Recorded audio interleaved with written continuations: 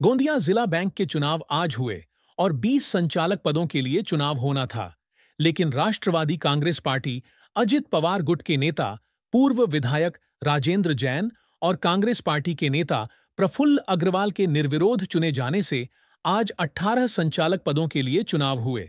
विधायक परिणय फुके ने एक बार फिर मीडिया के सामने घोषणा की है कि यदि सहकार पैनल के उम्मीदवार बहुमत से चुने जाते हैं तो एनसीपी नेता राजेंद्र जैन ही जिला बैंक के अध्यक्ष होंगे।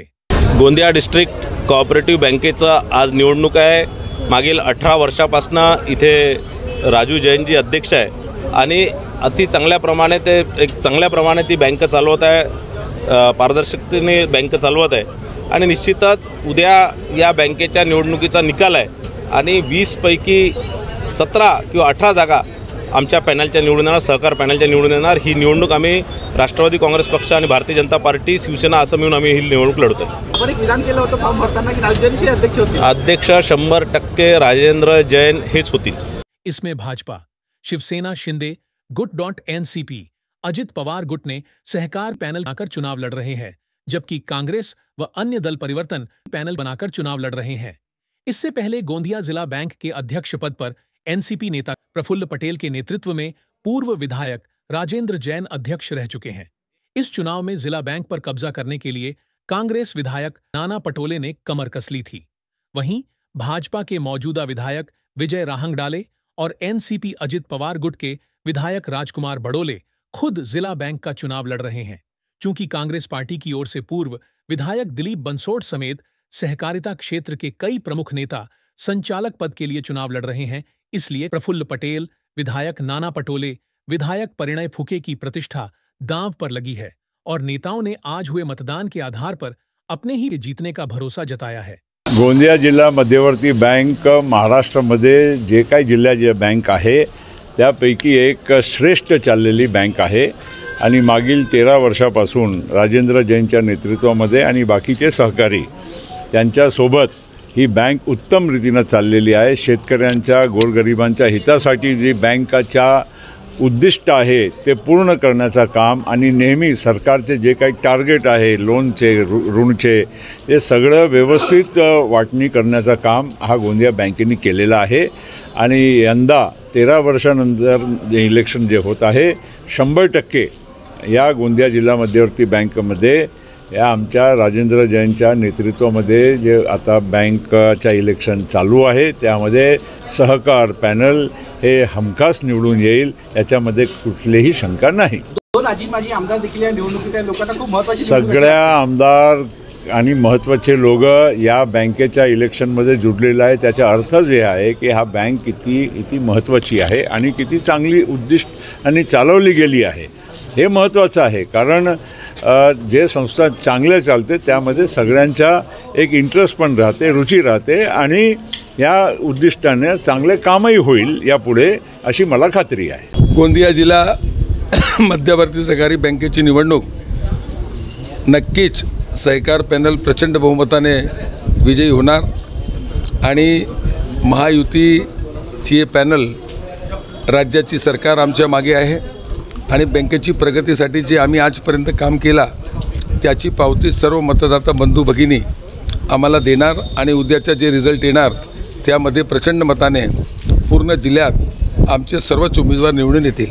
या निवडणुकीमध्ये 2 विद्यमान आमदार आणि 2 माजी आमदार देखील आहेत। काय वाटतं ही निवडणूक किती महत्त्वाची झाली यावेळेला? महत्त्वाची, हे गोंदिया जिल्हा मध्यवर्ती सहकारी बँक जिल्ह्याची सर्वात महत्त्वपूर्ण संस्था आहे आणि यामध्ये ज्या पद्धतीने 2 आमदार 2 माजी आमदार या पद्धतीने जे निवडणुकीमध्ये सर्व पॅनल ठरलेली आहे, या पॅनलमध्ये आमची पॅनल एक व्यवस्थित आणि आमच्या मागे शासन प्रगतीसाठी शासनाची गरज राहते।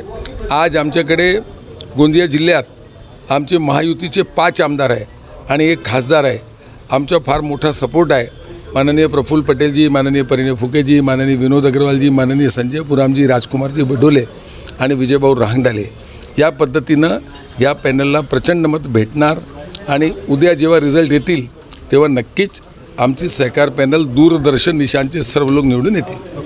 सर काय सांगाल, आमदार असताना देखील आपण सहकार क्षेत्राची निवडणूक लढतात पहिल्यांदा, काय महाराष्ट्रामध्ये सहकार आणि सरकार हे 2 अतिशय जवळचे संबंध आहेत। सहकाराशिवाय सरकार चालत नाही आणि सरकार सहकाराशिवाय राहू शकत नाही. म्हणूनच देशाचे पंतप्रधान आदरणीय नरेंद्र मोदीजी यांनी आता केंद्रीय सहकार खाते पण निर्माण केलं आहे. महाराष्ट्रात पण आता पश्चिम महाराष्ट्रात सगळीकडे मोठ्या प्रमाणामध्ये अनेक आमदार या ठिकाणी सहकारामध्ये आहेत आणि आता पूर्व विदर्भात पण तशा पद्धतीचंच आता वातावरण आहे.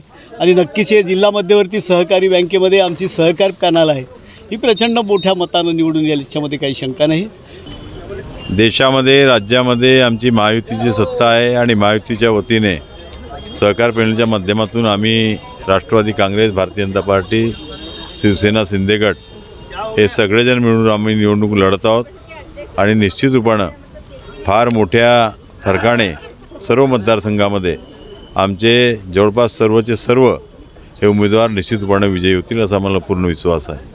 या डिस्ट्रिक्ट सेंट्रल कोऑपरेटिव्ह बँकेच्या निवडणुकीमध्ये आमची परिवर्तन पॅनल उभी आहे. या परिवर्तन पॅनलला ज्या काही या मतदारसंघात असणाऱ्या सर्व मतदारांनी भरघोस यश दिल्याच्या नंतर संचालक मंडळ जर निवडून आल्यानंतर पहिला प्रश्न आमचा हा राहील की ज्या पद्धतीनं या मागच्या कार्यकाळामध्ये या संचालक मंडळांनी सेवा सहकारी संस्थांचा अनिष्ट तफावतीचा मुद्दा फार मोठा केल्यामुळे सगळ्या सेवा सहकारी संस्था डबघाईस आलेल्या आहेत आणि म्हणून त्यांचा दर्जा उंचावून घेणं ही प्राथमिकता आमच्या या परिवर्तन पॅनलची राहील.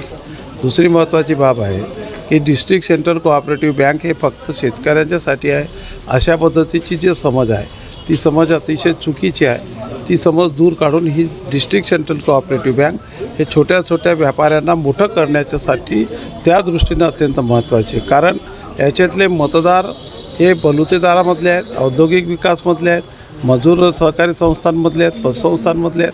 म्हणजे ज्या ठिकाणी विकास करायच्या त्या अशा अनेक संस्था या ठिकाणी मतदानामध्ये भाग घेत आहेत आणि म्हणून त्यांचा डेव्हलपमेंटमध्ये या संचालक मंडळांनी कुठलाही लक्ष ठेवलेलं आहे आणि म्हणून यांना वोटं मागण्याचा अधिकारही नाही. वोटं मागूच नाहीत या लोकांनी, कारण या लोकांनी स्वतःपुरता हे जगण्याचं काम केलेलं आहे. आणि दुसरी महत्त्वाची बाब, ही बँक शेतकऱ्यांच्यासाठी काम करणारे आहे, तेव्हा या बँकेमध्ये व्यापारी वर्गासारखे जर काही लोक असतील तर ते त्याचा विकास करू शकत नाही. आणि म्हणून परिवर्तन पॅनल निश्चितपणानं ताकदीनेची या जिल्ह्यातील सर्वसामान्य शेतकरी असो, शेतमजूर असो आणि इतर संस्थांचे जे काही कामं असतील ते सगळे करण्याचं काम केलं जाईल एवढंच आपल्याला सांगू इच्छितो. आज जिल्हा बँकेची निवडणूक आदरणीय नानाभाऊ पटोले, गोपालदास अग्रवाल साहेब आणि दिलीप बनसोड साहेबांच्या नेतृत्वाखाली आम्ही लढत आहोत. आणि एक मोठं आव्हान सत्ताधारी पक्षाच्या समोर आम्ही केलेलं आहे. त्यांनी सत्तेच्या पैशाचा भरपूर दुरुपयोग केला तरीही शेतकरी, मजदूर वर्ग, शेतकरी, युवा हे आमच्यासोबत आहे, महिला आमच्यासोबत आहे. जे अन्याय हे सरकार करत आहे यांच्यावर त्याच्या विरोधात मतदान होणार आहे. बँकेची व्यवस्थामध्ये ज्या पद्धतीने सेवा सहकारी संस्थेला डिव्हिडंड मिळत नाही, लाभांश मिळत नाही, ज्या पद्धतीने त्यांना त्यांचे ठेवीवर व्याज मिळत नाही, ह्या सर्वाच्या विरोधामध्ये मतदान होणार आहे. आणि येणाऱ्या काळात शेतकऱ्यांच्या काँग्रेसच्या नेतृत्वाखाली चांगले दिवस येणार. किती संचालक निवडून येतील वाटते आपल्याला? स्पष्ट बहुमत आमच्या बाजूने येणार. तो आज के मतदान के लिए वोटों की गिनती कल सुबह 8 बजे शुरू होगी और दोपहर 12 बजे तक तय हो जाएगा कि कौन सा पैनल ज्यादा संचालक चुनकर लाने में कामयाब रहा और किसे अध्यक्ष के रूप में चुना जाएगा, ये देखना दिलचस्प होगा.